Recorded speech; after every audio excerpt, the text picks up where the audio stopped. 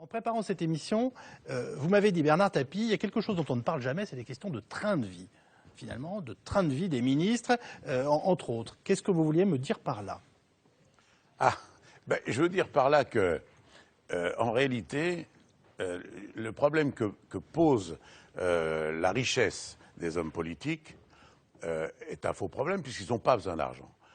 Les hommes qui font une grande carrière politique professionnelle et qui occupent les fonctions les plus importantes, que ce soit dans les conseils régionaux, dans les conseils généraux, que ce soit dans les ministères. Moi, je suis arrivé dans un petit ministère, hein, c'était le ministère de la Ville. Je me suis retrouvé avec un train de vie que je n'avais pas en tant que chef d'entreprise.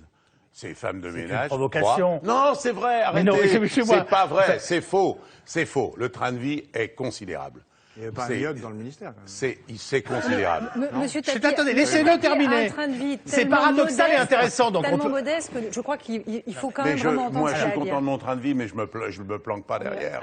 Je suis simplement en train de vous dire que le train de vie des ministres est susceptible, lorsqu'il est connu, de choquer un peu. En quoi? Voilà. En quoi? C'est des appartements énormes, c'est des femmes de ménage, c'est des maîtres d'hôtel, c'est des cuisiniers, c'est des gardes du corps. On va vous expliquer comment c'était colossal. T'as pas besoin d'argent. Non mais, je veux dire, la question qui était posée, c'est pourquoi tu deviens voleur? Pourquoi tu triches? Pourquoi tu fais de l'argent là où t'as la pas besoin? Une bonne question, oui. Voilà, c'est ça. Les trois quarts du temps, tu le fais pour améliorer ta situation, pour améliorer la vie que tu as. Là, quand tu es dans la politique, tu n'es pas tenté de le faire. Laissez-moi finir, ça ne vous dérange pas? Juste une minute. Tu n'es pas tenté de le faire, tu n'en as pas besoin. Tu n'as pas besoin. Quand un ancien ministre, là, dernièrement, a publié son train de vie, quand vous voyez sa carrière, il n'a pas besoin. Il a toujours eu un train de vie que très peu de grands professeurs de médecine, que de très grands chefs d'entreprise ont. Ça, c'est la vérité. Vous savez qu'il y a quelque chose dans la vie politique qui s'appelle l'alternance. Donc il y a un moment où ça s'arrête. Ah non, mais je parle des grands. Les grands, quand il est plus ministre, il est au conseil général, il est maire d'une grande ville, il est au conseil régional. Vous en faites pas, il y a plein de postes. Hein. Il y a plein de trucs pour les grands. Hein. Donc vous pensez qu'on n'aborde pas sainement cette question du train de vie? Mais jamais, vous avez vu comment ça, d'un seul coup, c'est... Oui, alors ça électrise. Eh ben non, Karine Berger était furieuse. Pourquoi? Non, mais moi je suis pas furieuse. Parce que je suis pas convaincue que ce soit Bernard Tapie, la meilleure personne sur Terre, pour venir nous parler.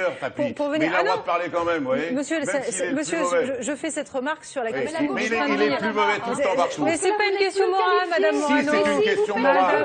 C'est une question morale, monsieur Calvi. Je suis content qu'elle amène... Je suis content.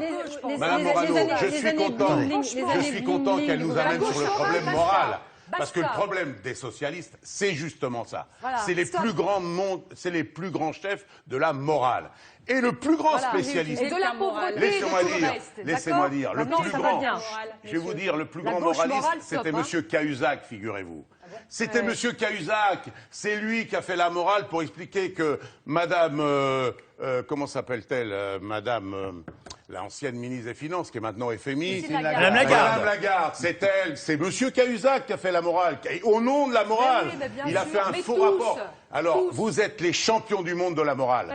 Mais vous oubliez... Qui vous concerne avec Madame Lagarde? Oui, avec Madame Lagarde. C'est monsieur Cahuzac en faisant un faux rapport. En faisant un faux rapport. Quand on réécoute maintenant les bandes de monsieur Cahuzac qui parlaient de madame là, celle qui est là. Je vais vous dire une chose, elle est incapable, Christine Lagarde, vous voyez, d'avoir des comptes en Suisse et de dire à l'Assemblée nationale, la main sur le cœur, jamais je l'ai eu. Alors, vous êtes les spécialistes de la morale et généralement les plus mal placés pour le faire. Peut-on rappeler que M. Tapie est en train de parler d'une affaire qui est actuellement enquêtée sur le fait qu'il y a eu un accord à Bercy, 3 procédures judiciaires. Un accord à Bercy entre Mme Lagarde et M. Tapie qui a conduit à un accord. Non, il n'y a pas eu d'accord entre Mme Lagarde et M. Tapie. Ça, c'est ce que vous écrivez. Mais ça n'existe pas. Un arbitrage, c'est pas ça. Je préférais juste remettre l'éclairage sur cette partie-là. Non, restons sur cet éclairage. Restons sur cet éclairage. Monsieur Cahuzac. C'est en tout cas ce que le journal de Laurent Geoffrin a écrit. Mais ça, pas lui, hein. Quand c'est moi, qu'est-ce que je prends, hein. Vous m'excusez. La vérité dérange, hein. La vérité dérange, on va pas faire l'affaire là. Mais dire qu'un arbitrage qui a lieu entre un institut... L'arbitrage est contesté. Pardon. Vous permettez une seconde, hein. Résumer ça en disant, c'est un accord entre Mme Lagarde et M. Tapie, c'est tout simplement une diffamation.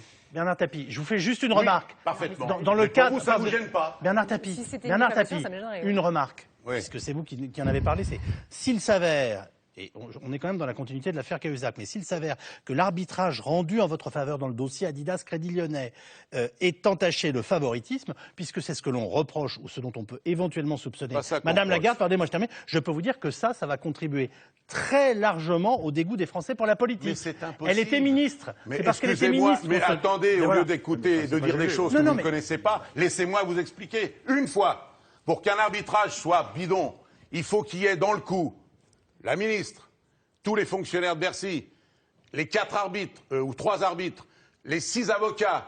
Mais qui est capable de faire ça? Expliquez-moi qui est capable de faire ça. Il y avait des fonctionnaires contre. Non, celui qui a été... le socialiste qui est nommé maintenant, qui s'appelle M. Bézard. Je vais vous dire, l'affaire... J'en ai marre de cette affaire. Je vais vous dire ce que c'est, l'affaire. C'est monsieur... Alors n'en parlons pas. Non, je vais le dire. C'est monsieur Cahuzac. Permettez-moi. C'est monsieur Cahuzac, socialiste, qui va chez monsieur Migaud, socialiste, qui va chez monsieur Nadal, qui va chez... Regardez ce que c'est, tout ça. Je vous demande c'est juste que de terminer. Les socialistes. Et uniquement les socialistes. Non, Bayrou, il est sur la même position que Cahuzac. Je vous propose. Non, il n'a pas du tout été devant la Cour de justice. On se doit de rappeler, s'il vous plaît, on tourne cette page, voilà, qu'il y a 3 procédures judiciaires qui sont en cours en ce moment, et que si elle est attaquée, c'est parce qu'elle était ministre. Alors il y a une chose qu'il faudrait dire, par contre, excusez-moi, et j'en aurais terminé, car il y a une chose qui est choquante, qui n'a pas l'air de choquer madame. Ça fait 15 ans que toutes les juridictions de ce pays, toutes, le commerce, la cour d'appel, l'arbitrage, le tribunal administratif, excusez-moi, a démontré que la banque nationalisée Crédit Lyonnais a mis dans des offshores, dans des paradis fiscaux, plusieurs milliards. Et ça vous a pas gêné. Voilà. Merci de me permettre de rattraper mon émission. On va pouvoir parler fraude fiscale. Alors, très bien, pardonnez-moi. Je suis interpellée. Non, ça t'a pas gêné du tout. Non plus. Donc, eh bien, créons cette commission d'enquête parlementaire. Faisons-le ensemble, sans drame. Oui, bien sûr. Ce sera le cas. D'ailleurs, je rappelle que les 2 commissions d'enquête que nous avions demandées lors du quinquennat précédent avaient été refusées. Pas de problème. Madame Morano, les 2 commissions d'enquête que nous avions demandées, notamment sur les questions... Commission d'enquête relative au fonctionnement de l'action du gouvernement. Avaient été refusées. Cahuzac, on parle. Cahuzac. Oui, mais vous aviez refusé. Vous avez créé les commissions d'enquête pour les parlementaires. Vous nous les avez refusées pendant 5 ans. Non, mais c'est pas grave. Faut arrêter ce petit jeu. Oui, mais nous les acceptons. Non, mais est-ce que vous mesurez... Nous les acceptons. Aujourd'hui, je suis sur le plateau. Ils ont pas mais vous savez, quand on est devant... Il y a plus de 25% des Français qui leur fait confiance. Ils ont toujours Madame pas Berger, compris. sincèrement...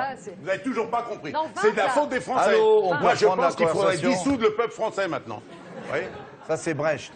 Madame Berger, le petit jeu, vous savez, quand on est devant l'écran, qu'on n'est pas sur le plateau et qu'on regarde les balles s'échanger, etc., ça, je vous assure, ça énerve le peuple qui soit va pas voter, soit va voter.